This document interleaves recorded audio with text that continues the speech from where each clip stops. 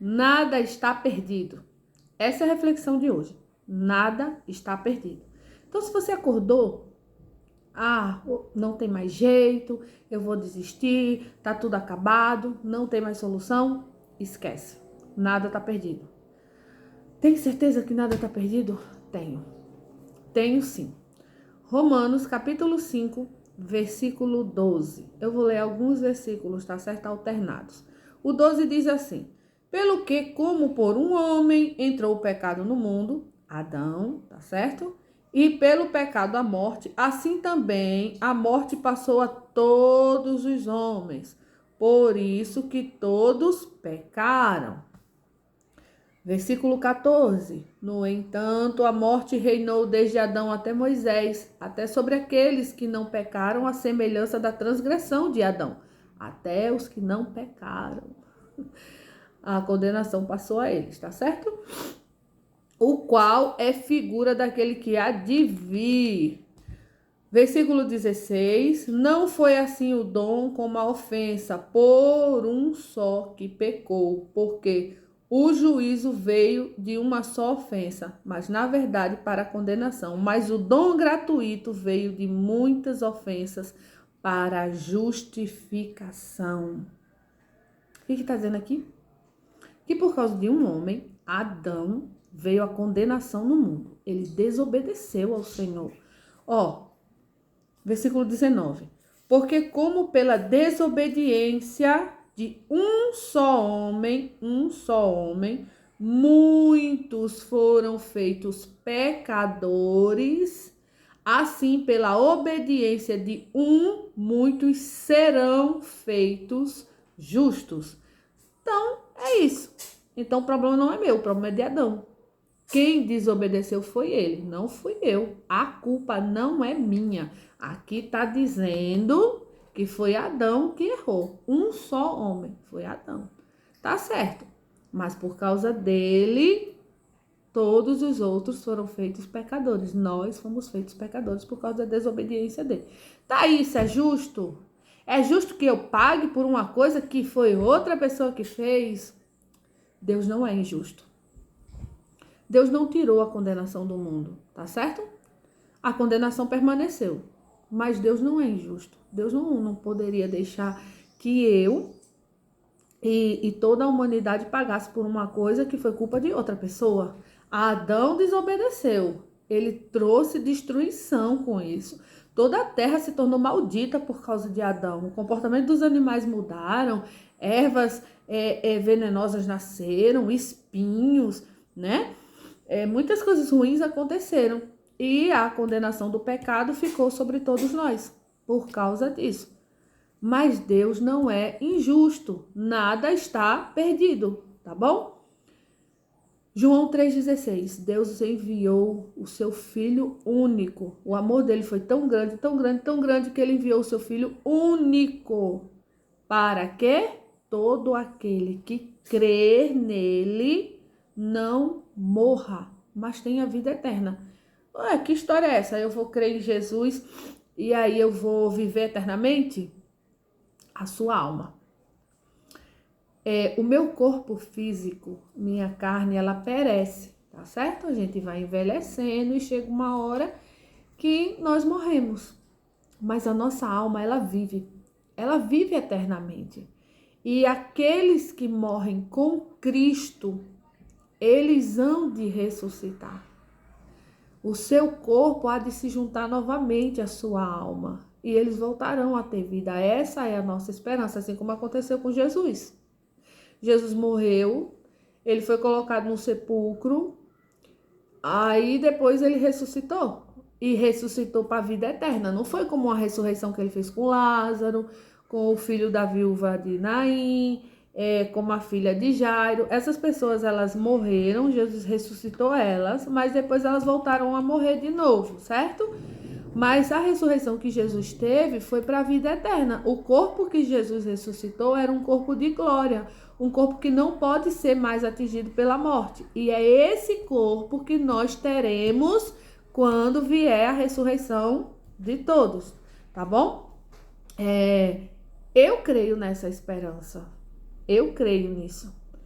E independente se alguém crê ou não, o que há de ser vai acontecer independente de eu acreditar ou não. E é como eu já disse num outro vídeo, mal nenhum faz nisso. Qual o mal que faz eu acreditar que um dia vai soar no céu uma trombeta e todos aqueles que morreram em Cristo irão ter vida novamente e agora a vida eterna, porque o seu corpo vai viver para sempre? Qual o mal que tem nisso? Não existe mal. Não estou prejudicando ninguém, não estou causando mal para ninguém com isso, nem muito menos para mim. Então é uma esperança que nós temos, nós cremos que ela é real, ela é verdadeira. E independente de quem crê ou não, o que tiver de acontecer vai acontecer, tá certo? Então é isso. Fomos condenados por causa da atitude de Adão, mas Deus nos deu a vida de volta e a liberdade sobre essa condenação através do seu Filho Jesus Cristo, porque ele nos amou. Isso se chama graça e misericórdia, tá certo? A misericórdia de Deus, ela é muito grande, infinita. E ele nos ama de uma forma extrema.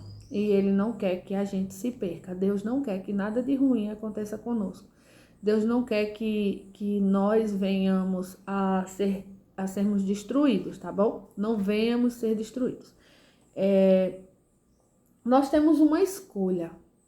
Lá em Deuteronômio, capítulo 30, no versículo 19, Deus disse que está tomando o céu por testemunha de que está colocando diante de nós a vida e a morte, a bênção e a maldição. E ele diz, escolhe, pois, a vida para que você viva. Então, eu tenho sim a escolha. Eu tenho a escolha. Eu posso decidir se eu quero a vida eterna ou se eu quero a morte e a condenação. É a minha decisão. Por quê? Porque Deus, ele me deu isso através de Jesus Cristo. Adão tirou de mim o direito de ter comunhão com Deus. Adão tirou de mim aquele estado de santidade, de purificação, né? De harmonia do homem com a natureza, do homem com Deus. Mas Deus me devolveu tudo isso me dando Jesus Cristo. Então eu sou indesculpável. Eu não posso chegar diante de Deus e dizer, ah, não, Senhor, a culpa é de Adão.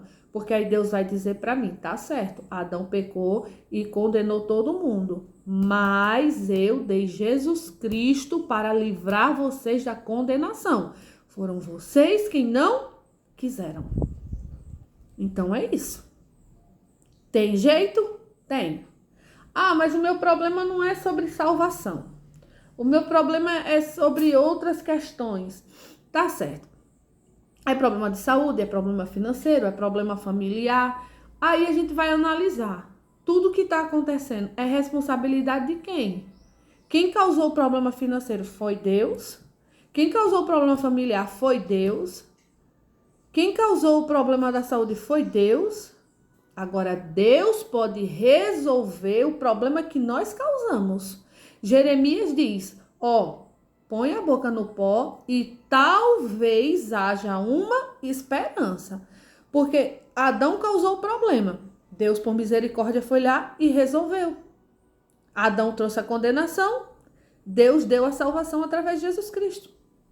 Então, eu estou cheia de problema na minha vida e eu olho e digo, não tem jeito, não tem solução. Para mim, não tem. Mas aí eu me lembro que existe um Deus que é todo poderoso e que se eu buscá-lo, se eu clamar por ele, ele está ali para me ajudar. Deus é fiel para fazer infinitamente mais do que aquilo que pedimos ou que pensamos. Então, Deus pode resolver o seu problema? Pode. Ele pode resolver o meu? Pode sim. E ele vai resolver? Aí já é outro assunto. Aí nós temos que botar a boca no pó, ou seja, nós temos que clamar a ele. Ele diz que aquele que bate, para aquele que bate, a porta se abre. Ele diz que aquele que busca, encontra. Então, se ele diz isso, vamos buscar, vamos procurar. Ora, a gente tem uma situação na nossa mão que não tem jeito. A gente tem uma situação que a gente não pode resolver de jeito nenhum. Então, o que custa buscar em Deus? O que custa pedir a Deus? O que custa ir até quem pode resolver o nosso problema? Agora, lembrando o que Tiago diz, que eu até falei isso no outro vídeo, você pede e você não recebe porque você não sabe pedir, porque o que você está pedindo para o seu próprio prazer. Então, a gente tem que saber pedir a Deus, né? Pedir, dar-se-vos-á. Ele diz que nós que somos maus, sabemos dar boas dádivas aos nossos filhos, quanto mais ele que é bom. Ora, aí ele diz assim, se por acaso um filho pedir pão, você vai dar uma pedra para ele? Claro que não. Então, muito menos ele. Deus tem prazer em nos abençoar. A gente só precisa conseguir encontrar o acesso a ele, tá certo? E fazer isso com todo o nosso coração, com sinceridade, não fazendo isso porque nós nos achamos como filhos mimados, sabe? Aquela criança mimada que não precisa de coisa nenhuma, mas o pai e a mãe têm que dar porque ele quer que dê. Não é assim que funciona com Deus, tá certo? Deus não cria filho mimado. Então não vem com isso de você não precisar, mas é porque você quer de todo jeito que Deus vai fazer só porque você quer. Deus, ele é bom, ele é misericordioso, mas ele é justo. O sangue de Jesus Cristo nos purificou de todos os nossos pecados. Como assim? Antigamente, na Nova Aliança, existiam os rituais. As pessoas pecavam, então elas iam até o sacerdote e o sacerdote oferecia sacrifício. Eles matavam um animal que as pessoas levavam e o sangue daquele animal era espargido. Eles colocavam no isopo, vamos dizer, uma esponja e faziam assim, ó, sacudiam, que era para os respingos daquele sangue e ficar nas pessoas para poder elas serem purificadas. Eu estou tentando falar numa linguagem bem simples para que todo mundo entenda, tá certo? Então, assim, as pessoas elas eram purificadas através do sangue daquele animal. Esse era o ritual de purificação. Só que começou a ficar degeneralizado. O povo começou a pecar demais. Era tipo aquela coisa, eu pego o animal, vou lá, levo no sacerdote, ele vai espargir o sangue em mim e pronto. Acabou, tô purificada. Como diz o popular, virou bagunça, né? Vamos dizer assim, as pessoas achavam que agora era só pecar e depois ir lá fazer o ritual de purificação e estava tudo certo. E não é assim que funciona, tá bom? E aí Jesus Cristo, ele morreu e o sangue dele foi derramado sobre a terra. Todo o sangue dele foi derramado sobre a terra. E isso causou uma purificação, mas é uma purificação eterna. Não é como mais aquele animal que morria e o sangue era espargido nas pessoas. E aí as pessoas agora eram purificadas e depois tinha que matar outro animal e assim se seguia. Não precisou. Foi um único sacrifício sobre a terra e purificou a terra inteira. De todos aqueles que estavam ali, dos que já tinham ido e dos que iam vir. Enquanto houver humanidade na terra, o sangue de Jesus Cristo está atuando. Então, quer dizer que hoje nós não somos mais pecadores? Somos sim. Mas como nós entendemos que somos pecadores e que precisamos de Jesus para nos redimir, então o sangue de Cristo nos purifica de todo pecado. Isso está lá na primeira carta de João, no capítulo 1, no versículo 7. Porque não tem homem que não peque. Eclesiastes 7:20. Romanos 3:23, porque todos pecaram e destituídos estão da glória de Deus. Então não existe essa pessoa que não peque. Nós somos pecadores e vamos continuar sendo pecadores. A diferença é que nós não sentimos prazer em pecar. Nós não sentimos prazer no erro. Quando nós erramos, nós nos entristecemos. Nós ficamos totalmente angustiados por causa do pecado. Mas aí nós nos lembramos que o sangue de Cristo nos purifica. Romanos 8. Nenhuma condenação há para os que estão em Cristo Jesus. Por quê? Porque já passaram da morte para a vida. Então, a palavra de Deus, ela é a lâmpada para os nossos pés e ela é a luz para o nosso caminho. Quando nós entendemos isso, nós vemos que Jesus, ele é a nossa solução. Por quê? Porque a Bíblia diz que Jesus Cristo, ele é a palavra de Deus. Então, se Jesus Cristo, ele é a palavra de Deus, ele é a lâmpada para os meus pés e ele é a luz para o meu caminho, tá certo? Isso é muito lindo, isso é muito maravilhoso, porque quando nós olhamos para essas coisas, nós entendemos o amor de Deus. Ó, quem diz isso é o Salmo 105, 119, Salmo 119, 105, que diz assim, ó, lâmpada para os meus pés é a tua palavra e luz para o meu caminho. Ou seja, quem é a palavra de Deus? É Jesus Cristo.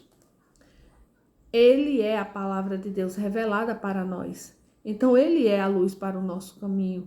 Ele é quem nos guia. Ele é quem nos mostra a direção. Por isso que sem ele não podemos conseguir absolutamente nada, tá bom? Só vamos até ao Pai através de Jesus Cristo. Quando nós estamos lendo o livro de Apocalipse, no capítulo 5 e o versículo 5, nós vemos João desesperado. Por que João estava desesperado? Porque ele viu um livro. E esse livro ele estava selado por dentro e ele estava selado por fora. E não tinha ninguém que fosse achado digno de abrir esse livro. E João começa a ficar desesperado. Gente, não havia ninguém digno, nem em cima no céu, nem na terra, nem em lugar nenhum. Muitas vezes nós costumamos achar que alguém tem mais condições de fazer algo do que outro, que alguém é mais importante. Não é. Ninguém foi achado digno. Se você pensa assim, mas para mim não tem jeito, porque eu não sou digno. Tá bom, você não é, eu não sou e ninguém é. E ninguém nunca vai ser. Isso desesperou João. Ele ficou angustiado ao ponto que ele chorava sem parar. Ele estava desesperado. E ele estava desesperado por quê? Porque não havia ninguém que pudesse abrir aquele livro da revelação. Abrir aquele livro que trazia, vamos dizer que aquele livro ali representava tudo aquilo de Deus que tinha que ser mostrado para nós, que era importante saber. E de repente ele escuta uma voz que diz, eis aqui o Cordeiro de Deus, a raiz de Davi, que venceu para abrir o livro e desatar os seus 7 selos. João, não chora, não tem nada perdido, o Cordeiro de Deus venceu. E aí Jesus aparece e João ele vê, né? Jesus no resplendor da sua glória, aquela visão linda, perfeita e maravilhosa. Então, nada está perdido. Quando as mulheres elas vão visitar o túmulo de Jesus e elas chegam lá e elas começam a procurar e não acham ele dentro daquele sepulcro, elas ficam desesperadas. Está lá em Lucas capítulo 24, versículos 5 e 6, e o anjo diz, por que vocês estão procurando entre os mortos aquele que está vivo? Ele já ressuscitou, ele não está mais aí. Gente, Jesus já ressuscitou, Jesus já venceu. Então não há motivo para nós estarmos em desespero, não há motivo para nós estarmos em angústia, porque tudo já está feito, já está consumado, já está determinado, já está resolvido. Deus, ele foi bom e misericordioso conosco ao dar o seu Filho, Jesus Cristo, para nós. E por isso que hoje nada está perdido na nossa vida, não está perdido na nossa vida espiritual, não está perdido na nossa vida secular. Não está perdido na nossa vida familiar, não está perdido em área nenhuma da nossa vida. Seja o que for que esteja acontecendo, seja qual for a dificuldade, seja qual for o problema, não há nada perdido. Por quê? Porque Jesus já venceu. Mas isso aí está tratando de salvação. Não, está tratando de tudo. Absolutamente tudo. Ele diz, buscai primeiro o reino de Deus e a sua justiça e as coisas que você necessita te serão acrescentadas. Então, quando Jesus diz que venceu, ele está falando de absolutamente tudo. Ele diz que nos deixou a paz que excede todo o entendimento, a paz que o mundo não dá, a paz que somente ele pode trazer para as nossas vidas. E isso é em relação à nossa vivência aqui na Terra. Que Deus possa vos abençoar, que essa palavra possa trazer alívio aos seus corações e que vocês entendam que com Deus, através de Jesus Cristo, nada está perdido.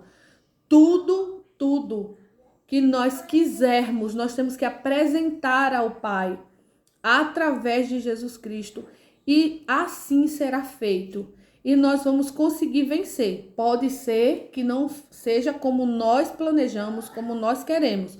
Pode ser que nós não venhamos vencer naquilo que queremos. Mas tenha certeza que quando você alcançar aquilo que Deus quer, você vai estar em plenitude. Você vai estar feliz, ainda que não tenha sido o que você quer. Você vai dar graças a Deus, porque Deus fez a vontade dele e não a sua. Que Deus abençoe e até a próxima reflexão, em nome de Jesus. Fiquem na paz.